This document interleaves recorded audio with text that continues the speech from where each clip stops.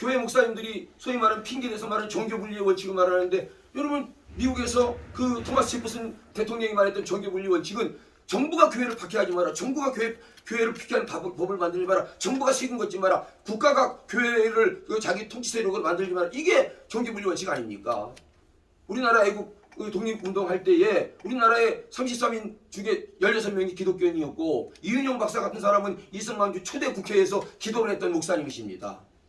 그런데 일제에서 여러분 아시다시피 비하인드 스토리는 1945년 8월 15일 이 나라 광복될 때 일본의 주요 비밀 문서를 보면 1945년 8월 25일인가에 대한민국 목사 35,000명 죽이기로 계획이 다 돼 있었습니다. 저도 그 자료를 지난 8월 15일날 설교를 하면서 그 자료를 보면서 깜짝 놀랐어요. 아, 하나님께서 이 나라를 살리려고 그렇게 미국에 히로시마 나가사키 원폭을 투til해서 미국 천황이 항복하게 했구나. 그런데 그때 당시 왜 우리 목사를 죽이려고 했느냐? 대한민국의 독립을 가장 앞장서서 일했던 사람이 목사들이었고 기독교인들이었습니다. 그런데 지금은 안 그렇지 않습니까? 강단에서 교회 유지하고 성도들 한두 명 나갈까봐 그게 벌벌 떨어서, 그래서 교회 장로님들이, 여기 장로님 계시면 오해하지 마십시오. 누가 시민의 사람들이 목사님 왜 정치 설계합니까? 그러면 그게 꼼짝 못하고 벌벌 떨고, 이게 지금 한국교회 현실이라는 것입니다. 저는 이런 연합회도 좋고 저도 지금 사실은 여러 단체에 이렇게 가입돼서 활동을 하고 있고, 사실은 제가 얼마 전에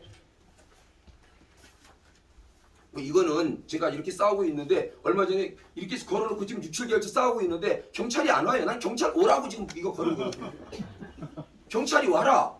그러면 경찰이 한 번 왔어요. 공무원이 왔어요. 와가지고 우리 교회 지금 원래 130명, 20명 나오다가 제가 이 설교하는 바람에 80명 떨어져 나가고, 아까 우리 목사님처럼 교회 지금 반토막 3분의 1 타가면 나고 지금 한 40명밖에 안 나옵니다. 저희 교회.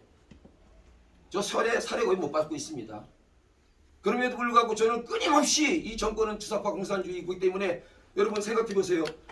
교회 안에 중도가 어디 있습니까? 어둠 아니면 빛이고 진리 아니면 비진리고 선하면 악인데 교회가 중도가 있습니까? 목사님들이 중도가 있습니까? 교회 성도가 중도가 있다고 가르쳐도 됩니까? 저는 정치적으로도 교회는 오른편에 있어야 된다고 생각하는 사람이에요. 하나님이 오르신 분이잖아요. 정의시잖아요. 교회가 어떻게 좌클릭돼 있을 수 있습니까? 이건 말이 안 되는 거예요. 그래서 저는 우리 교인들한테 그럽니다. 야, 엘리야가 그 바알과 아세라 싸울 때 이스라엘 백성들에게 한 소리가 뭐냐? 너 왜 가운데서 머뭇거리느냐? 선택 확실히 해라. 오른쪽으로 갈 것 같으면 오른쪽으로, 왼쪽으로 오라는 거잖아요. 그런데 지금 한국 교회는 안 그러지 않습니까? 목사님들부터 강단에서 옳고 그름을 바로 말 안 하고 이게 진영론이 맞습니다. 지금 대한민국은 자유민주주의 세력과 공산주의에 싸우는 것 같습니다. 그럼 교회는 어느 편에 서야 됩니까? 진리를 알지니 진리가 너희 자유케 하라고 했는데 예수님께서.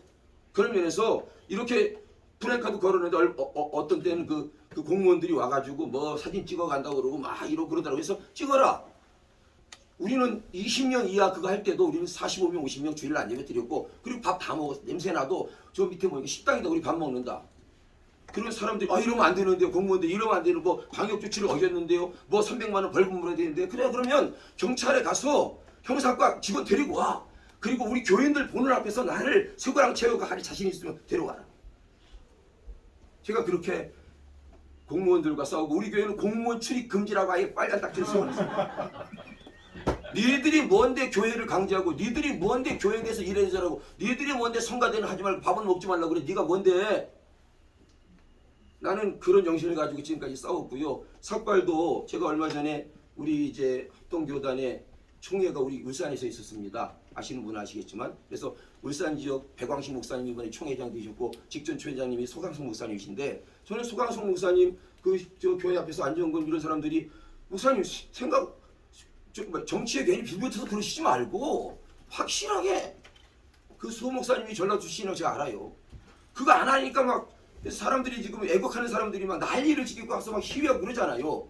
그래, 총회할 때 우리 우정교회라고 울산의 제일 큰 교회당 한 4,500명 들어가는 저기에서 코로나라고 해서 우정교회에서는 999명, 태화교회에서 300명, 대암교회에서 300명 이래가지고 총회를 했어요.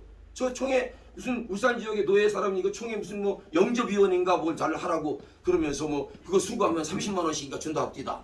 그거 안 했습니다. 내가 울산도 20년 차인데. 저는 그날 내 개인 시윈 장비도 가지고 들어가서 프랭카드 걸고 총회 오시는 총회 총대 목사님들에게 저 계속 2시간 동안 들어가는 입구에서 시위했던 사람입니다. 총회는 평등법을 만들고 이 악법을 저지할 수 있는 TF를 꾸려라. 그리고 정치 총회장 뽑는 게 문제가 아니고 대한민국을 살리는 일에 장자교단의 명분을 다해라. 이게 급선무다. 그것이 시위했던 사람입니다. 근데 여러분 제가 이제 우리 아들이 제 머리를 깎았거든요.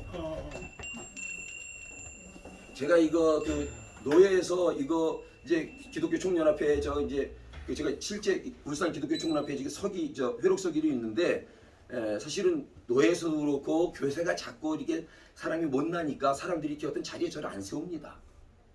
못나니까. 그리고 결국 교회가 커야 날 부르지 나 같은 40명짜리 목사는 안 부른다니까. 그런데 제 마음은 제 생각은 제가 공부한 아까 우리 목사님 이야기하셨지만 대한민국의 흐름에 대해서 내가 특별하면 뭐 3시간이고 5시간이고 안 쉬고 다 얘기할 수 있습니다. 공부 많이 했습니다. 자수사파 사회주의 그다음에 위파혁명 그다음에 안토니오 그람시부터 진지전부터 시작해가지고 다 공부를 하고 나니까 결론은 뭐냐면 결국 세상은 인권 평등 하나님이 없다. 사실 공산주의는 유물론이고 유물론은 무신론이고 무신론은 하나님 없다잖아요. 그러면 그 사람들이 이 세상에 이념을 걸고 득세한다는 얘기는 가장 걸리적거리는 게 교회인데 김일성이가 오죽하면 야 남반부는 어찌하여 야 이쪽 공산화가 안 되노 야 시앙 얘기해보라고 그랬더니 그 김일성이 보좌관들이 남반부는 고작 교회와 새끼들 때문에 안 됩니다 그랬대잖아요. 그랬잖아요. 그러니까 우리가 이 지금 교회가 사실은 이 영적인 권위를 가지고 이 유물론 그다음에 무신론 그다음에 주사파 그다음에 인권 평등 이건 다 가짜 프레임입니다. 이건 그들이 말하는 아젠다지만 사람을 선전시키기 위한 정치적인 수단이고 결국은 그 인권이 평등이 강제되면 인권이라는 이유로 평등이 강제되면 하나님의 신권이 죽어지고 교회가 혐오스럽게 되고 그래서 이런저런 교회에 어려움이 있는 거잖아요. 뭐 할 말은 많습니다만은 옆에 가까이 오시니까 좀 끝내려는 것 같은데 이제 아까 우리 목사님 제가 한 가지 말씀을 드리면 저는 생각도 안 했는데 얼마 전에 윤석열 캠프에서 저한테 전화가 왔어요. 그래서 왜 그러냐 그랬더니 당신이 윤석열 캠프에 종교사회 민정 시민 특보를 맡았으면 좋겠다. 그래서 어제부로 저한테 위촉장이 하나 왔습니다. 이게 제가 그냥 하는 소리인데 아까 어떤 말씀 하셨는데 제가 윤석열 캠프에 들어가 직접 물었습니다. 황교안 대표도 제가 만났습니다. 울산에 사이로 부정선거 때문에 왔을 때 우리 유튜브 덕대에서 황교안 대표 20분 만났습니다. 황교안 대표 잘합니다 제가. 그런데 오늘 오면서 제가 시민정책 포럼을 했는데 윤석열이가 뭐라 했냐면 내가 장관이 되면 여성가족부 없애고 양성평등부 만들겠습니다. 양성평등부. 그리고 여기 통합교단에 고영석 목사라고 윤석열 연구한 사람이 있습니다. 그 사람 우리가 잘못 알고 있는 건 윤석열이 되면 평등부 통과한다 이거 아닙니다. 윤석열이라는 사람은 선법주의자고 그다음에 자유민주주의자고 이 사람 지지하는 입장에서 그런 말씀을 드립니다만은 앞으로 정권이 될지 안 될지 모릅니다. 홍준표가 될지 윤석열이 될지 아니면 우리가 원치 않는 이재명이가 또 정권을 잡을지 아무것도 모르겠어요. 그러나 저는 그냥 개인적으로 믿는 대통령이 되면 좋지만은 여지껏 김영삼 이명박 세워놨지만 그분들이 한 게 없잖아요.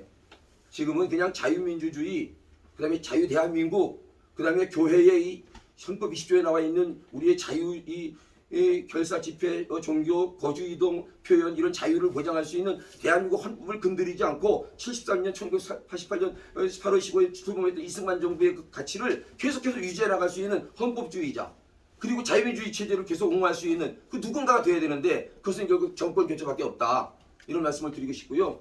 아무튼 제가 이렇게 삭발을 깎은 지 지금 이제 한 달 정도 됐는데 평등법 집회 지광선 목사 여러분 유튜브 집에 제가 많은 곳에 나가서 시위하고 집회하고 그다음에 저는 개인적으로 무슨 소리만 해서 아까 어떤 분 목사님 얘기했나 이게 학교 뺏겠다고 그랬잖아요. 저를 부르십시오. 그러면 제가 그 시위 장비 1700와트짜리 가져다니는 거 있습니다. 가가지고 대놓고 한 서너 시간씩 계속 1인 시위하면서 경찰이 오든 말든 그 주사파 그다음에 민주노총 전교조 이놈들하고 제가 싸우는 목사입니다. 현장에서 싸웁니다. 여러분 목사부터 바뀌어야 됩니다. 밥 먹으려고 목회하면 안 되고 죽더라도 무판위로 걸어가더라도 하나님의 진리를 사시기 위해서 다 나가고 난 그랬어요. 너희들 다 나가라 내가. 다 나가도 난 내가 할 말 한다. 하나님은 정의롭다. 하나님은 좌파가 아니다. 공산주의는 기독교의 적이다. 어떻게 목사가 그 사상에 물들어서 한 발도 말을 못하느냐. 그랬더니 40명밖에 안 남았어요.